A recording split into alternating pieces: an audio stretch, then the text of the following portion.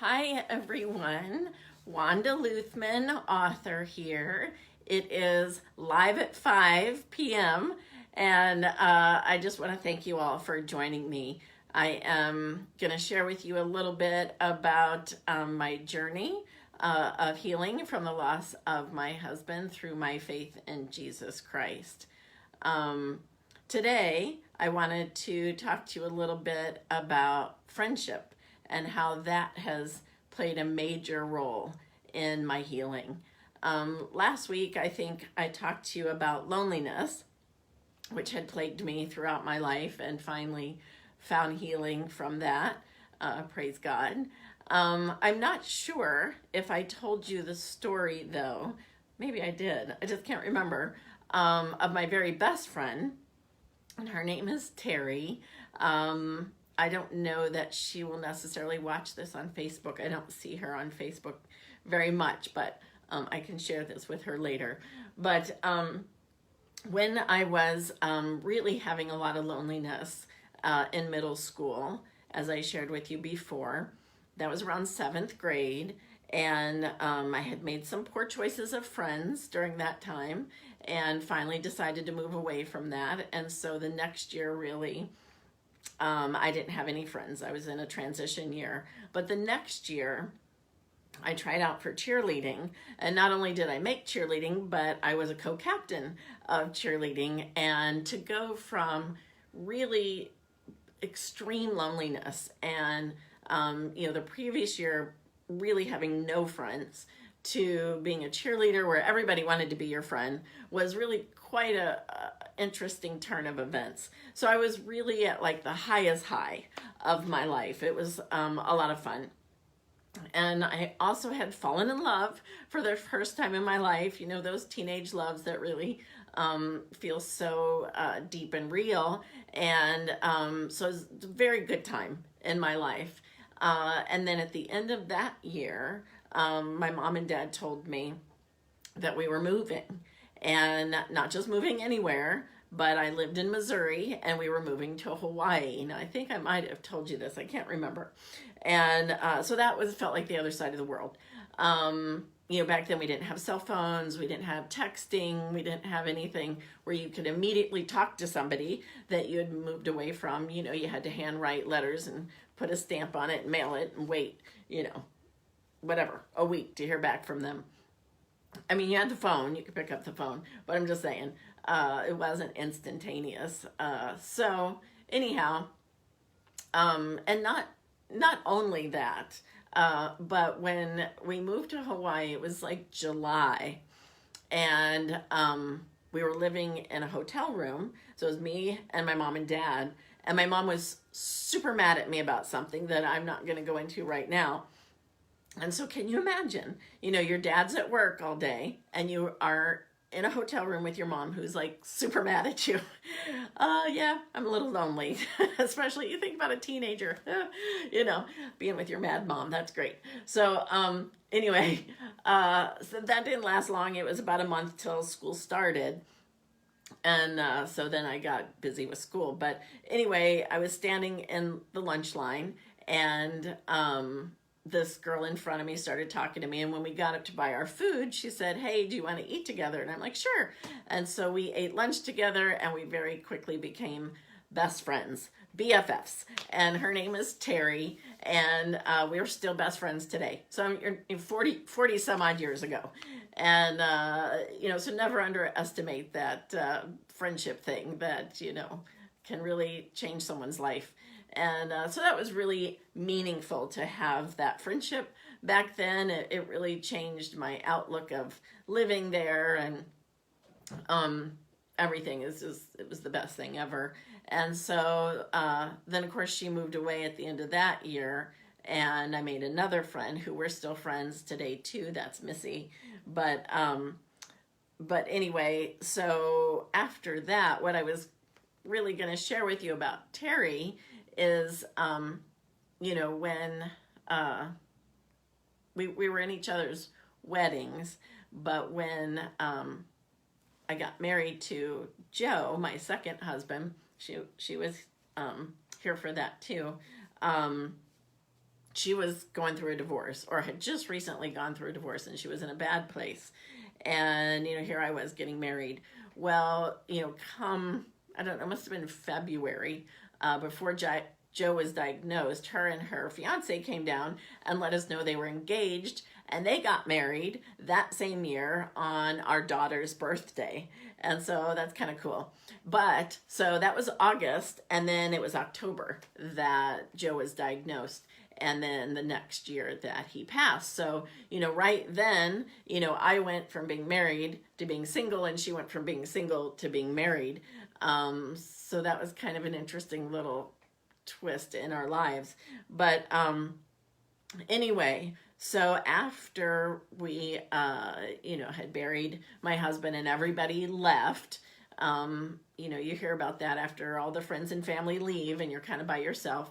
She had reached out and said, let me know when you'd like me to come. And I said, well, I think I'd like you to come July 4th. So what happens is, Joe was buried in a national cemetery, and he's in a niche. He's cremated. And when they initially bury you, there's no engraving. They have to do that after the fact. So it takes a couple of weeks. So I had told her that the niche should have the new plaque up with the engraving, and I wanted to go for July 4th, and I wanted her to go with me because I didn't want to go alone, and it'd be the first time I went after the funeral. So she booked her plane to come July 4th, and there was a big storm, and it was delayed. Her plane was delayed, and she couldn't make it. It kept being pushed back, pushed back. So finally, I must have been talking to my neighbor and lamenting, and my neighbor said, would you like me to go with you? And I said, sure, I'd love for you to go with me. So we went and put flowers, and I saw his niche, and that was great. And then later on, Terry made it in town, and the biggest job was really helping me go through clothes and stuff. And I went through clothes because hospice will make a memory bear out of your loved one's clothes. And it takes 2 articles of clothing to make one bear. And Joe had a big family, so it was going to be a big job kind of pairing things together and trying to find things that I thought were kind of meaningful and such and so forth. So anyway, she helped me do that. I really felt like I was going to probably need more than one day. I might be too upset to continue. And so having her here with me at the house, we could kind of go through it, on my own time schedule. And so that's what she helped me do. The other clothes that as we were going through that really Joe hadn't worn, he'd outgrown, those were easy to part with, so she helped me do all that. I had a big old car full of stuff to take to Goodwill, which felt good. And then I kept a few things that were meaningful for me, like the suit he walked his oldest daughter down the aisle with, and the suit he had just walked our child down the aisle with, and his robe and some other things. Well, there were some t-shirts that also were meaningful, and I just really wasn't sure what to do with those. And Terry suggested, well, why don't you have them made into a quilt? And so I haven't done that yet, but I did keep them back for that. And the other day somebody mentioned keeping some back to make into a memory bear for like a grandchild that hasn't been born yet. And so I think that's a good idea. I will probably keep some things for that too. So Terry was a big, big help in going through that process, which was huge and emotional. And so then, she goes back home, and, come August, my really good coworker and friend Susan invited me to go to church. And I hadn't been in church just because when our pastor left the church, he was moved to a different church. We just didn't really connect with the new pastors, and we just didn't find another church. And so we were just disconnected. It wasn't really like I was mad at God or anything. There's nothing going on there, but we just weren't in a church. So I was really happy to go to church with her, fell in love with the pastor, thought he was amazing, and I have since joined that church. But Susan and I would meet up at church, and we'd sit together, and then we would go to lunch afterwards. And that was huge because I don't know about the rest of you, but when I was single, and Susan and I used to talk about this because she went through a divorce too. Sundays can be kind of hard. They're big family days, and when you're single, it can be kind of long and hard. And so Susan had experienced that too. And so when I had expressed that to her at this point, dealing with the loss of my husband, and she invited me to church, it was just a really big turnaround for me for Sundays, to not really feel alone. We'd go to lunch, we'd laugh, we'd talk. Very, very good. So that was a huge change for me too.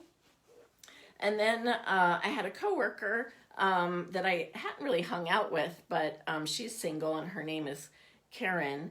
And she started inviting me out to eat and we would talk. And I told her, I said, when I went through my divorce, two people kind of popped up in my life that I hadn't known before that were also going through a breakup or a divorce.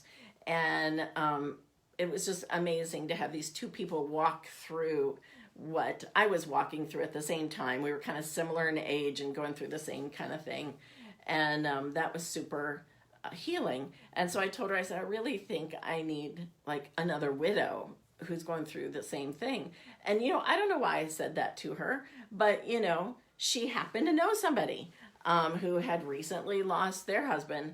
And so she connected me with her and we met for dinner and we hit it off and we became amazing friends. And that's Paula.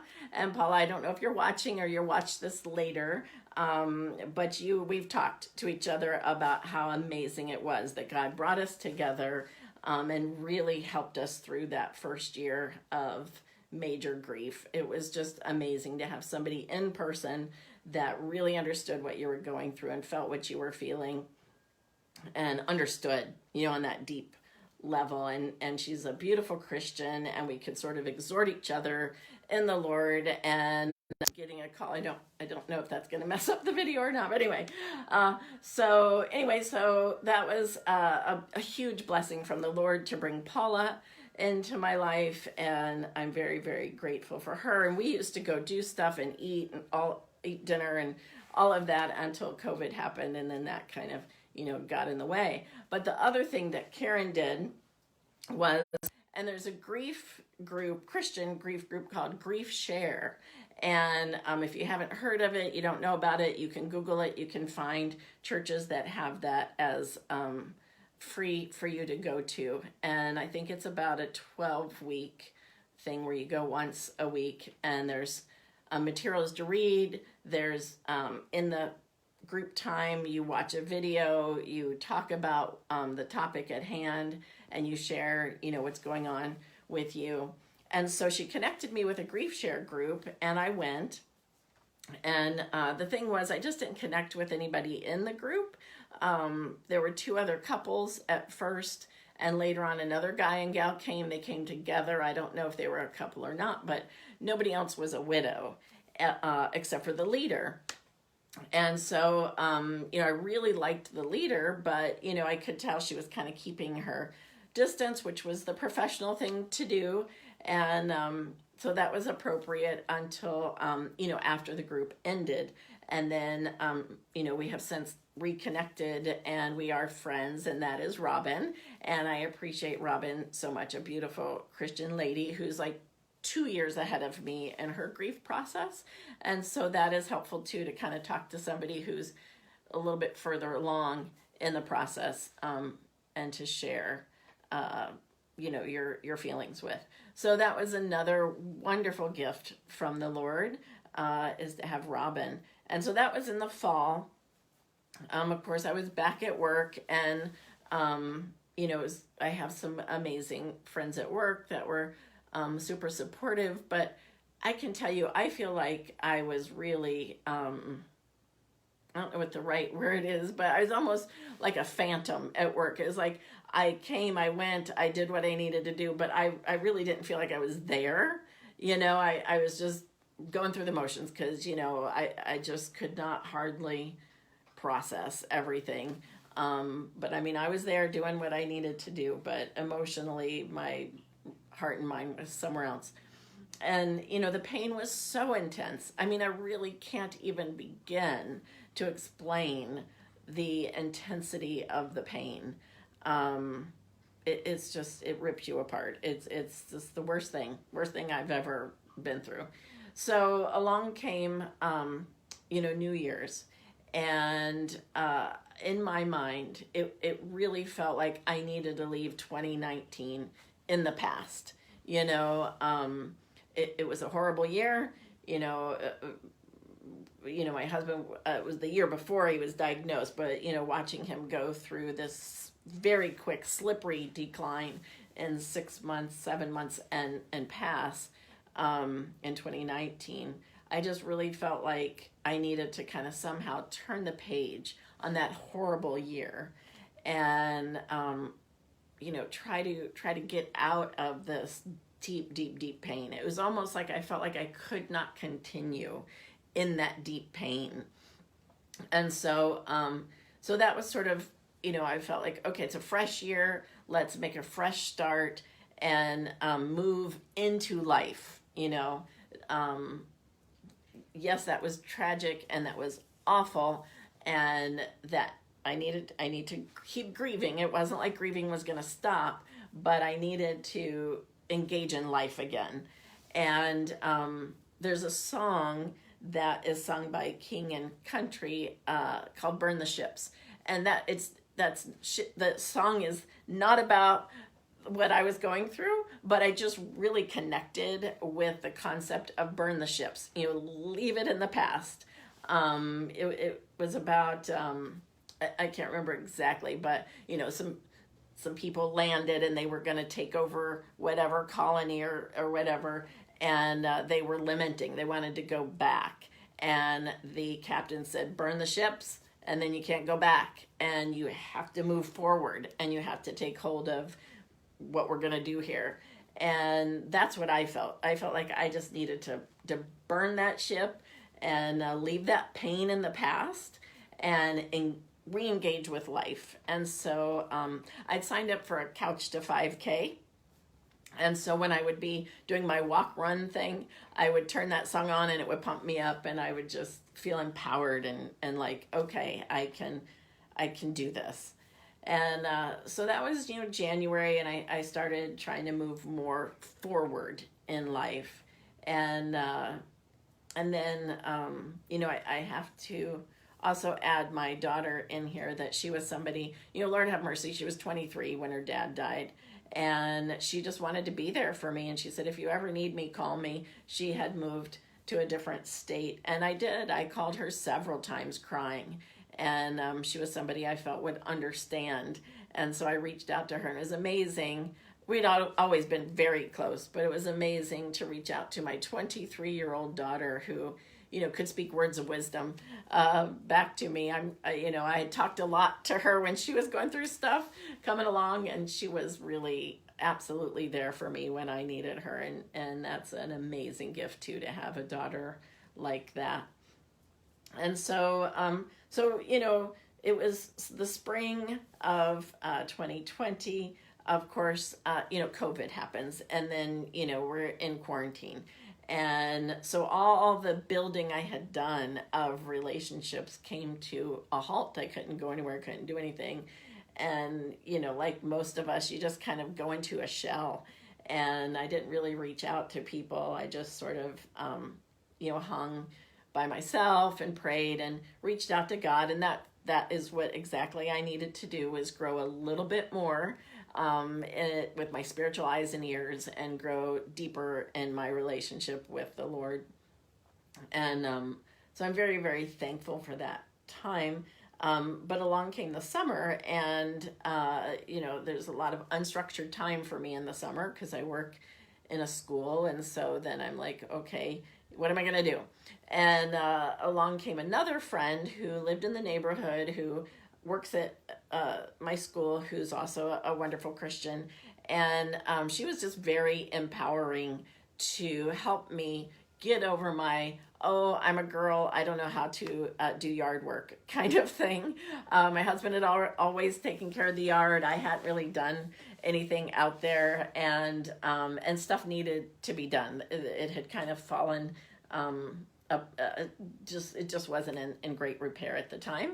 And so I had some projects that I wanted done, and it wasn't really like she taught me how to do it. It was more just she did it alongside me. And that was really kind of amazing and very empowering, that like, okay, I can do this. And I learned a lot about, doing stuff, that I could do stuff. And that's really amazingly empowering.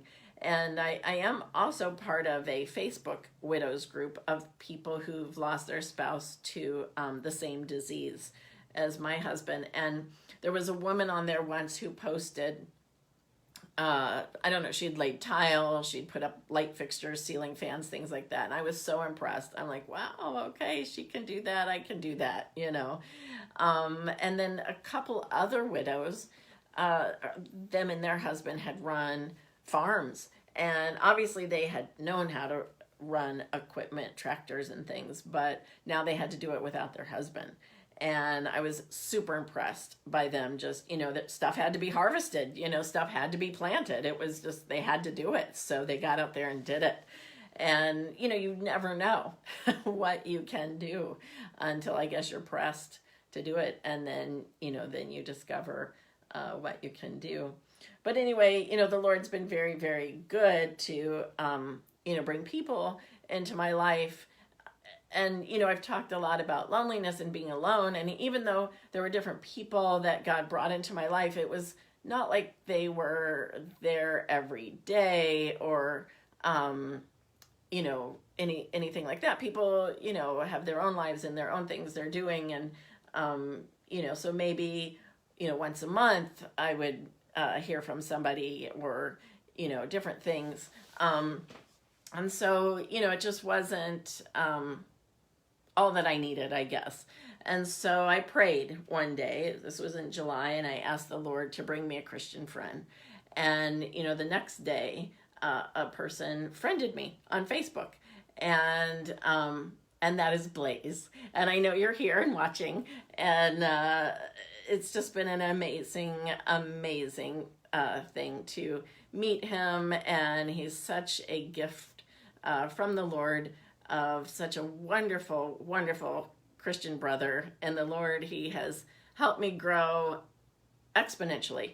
I can definitely say that, all the groundwork the Lord had been laying in the first year of grief and dealing with it mostly alone with a few, touches here and there, helped me come to a really great place in the Lord. But then when he brought Blaze to me, just exponentially opened my eyes and ears to grow that much deeper in the Lord. And I just cannot thank God enough for bringing him. And so I just wanted to give him a big shout out for being part of my life and helping me, really on a daily basis. So thank you for being my friend. And another friend that I had meant to mention early on, she was a friend from college, and she lived in the dorm room above me, and we connected. And her name's Gwen, and we've been friends, through so much, thick and thin. Amazing Christian friend, and she's been single. And I remember going through my divorce and lamenting, I don't know, something like I was going to be less than of a person. And she's like, well, do you think less of me because I'm single? And I'm like, no, I don't. I think you're amazing. And that really helped sort of change some of my thoughts about, being single. And back then with going through the divorce, but then this time she would send me, verses that like God would lay on her heart, or videos of preachers that she felt like would minister to me. I mean, it was totally of the Lord. Everything that she sent me was amazing. And I would tell her that. I'm like, wow, that's exactly what I needed to hear, or whatever. One of the things she did, and I wanted to show you these books as another resource. She signed, I can't remember how she came across these. She signed me up to receive these. And they are by what's called the Stevens Ministry. And that is something that, there's four of them. I'm just showing you all four. That I know the Stevens ministry, the Methodist faith does. I don't know if other faiths have the Stevens ministry, but these were free, or maybe they were super cheap just to like pay for postage or whatever. And she signed me up to get these. I mean, I think she asked me first, do you mind if I sign you up? I said, no, please. And the beautiful thing was, like this, I think it was each quarter of the first year, you would read a book and you would kind of know what was going to happen during that quarter. I was blown away at how accurate each one was. I mean, you're going through a process. It seems really chaotic and messy, but really there's a structure to it. I mean, most people go through these sort of phases. So this is a wonderful resource if you know somebody going through grief to send to people. And if you need to, I don't know, I don't have the link, but I'm sure I could find it if you are interested in getting those for anybody going through grief. And I just want to say that, when you are trying to help somebody else through grief, none of us really know, what to say. It's a very difficult thing. It's awkward. I don't think our society really deals with death well so that we even know how to talk about it. But, really saying I'm sorry is one of the most, easy things you can say that will not be offensive to people, because you are sorry that they're going through such a difficult time. And then the grieving person doesn't have to say it's okay, because it's not okay. You say thank you for your sympathy and empathy. That's like the easiest thing to say. And I think I talked last time about, just being with a person, don't discredit that just being with somebody, how much of a difference that can make, even though you don't know what to say, or it's really awkward or whatever. It's sort of sitting in the ashes with somebody when they're really in a difficult place, and just hanging out with them, that changes lives right there. And, I always think of Job when he was going through his difficult time, and his friends and how they were trying to figure out why this was happening to him. And the things they said were not helpful at all, and sometimes that happens. And so sometimes it's better not to keep talking and trying to help them figure it out. Just be with that person, and let them, share whatever is on their heart, and just listen. That goes miles for helping people deal with grief. When my daughter went back to work after being at the funeral, she said, some people would kind of avoid her. Some people would say something awkward. But the people that were the most helpful were the ones who'd been through something similar. And I experienced something kind of similar when I went back to work. Typically we're kind of teachers are all in their own classrooms, and guidance counselors are in their own offices. But at the very beginning, we all meet together and we have big breakfast and everything. That's before COVID. And I remember standing with my other counselors, and we were talking, and something made me laugh. And all of a sudden I felt people staring at me. And, of course, everybody knew I had lost my husband, and I thought, oh, do they think I shouldn't laugh? Or are they thinking it's good I'm laughing? All of a sudden I felt totally self-conscious. It was very, very weird. And then I would notice in the hallway when I would pass somebody, some people would speak to me, some people wouldn't, but the ones that were the best at bringing comfort were the ones who had lost somebody too. It doesn't have to be the same exact relationship, but somebody who had experienced loss, and they were less awkward about it, And so that's really the thing, if you haven't been through that loss so that you kind of automatically know what to say, then it's okay just to say, I'm sorry, and just sit and be and let people talk. That's really hugely important. So I just kind of want to share that with you, that if you don't know what to do, this is something that, is not easy, but is very, very helpful. And, if you've have been through something, definitely you know already to reach out to people who are hurting and to bring comfort. And so to that end, I just wanted to read a few scriptures that I had picked out that talk about how God wants us to bring comfort to each other. As we go through life is gonna be hard. There's gonna be different things that happen to all of us, and we're all gonna struggle and have pain.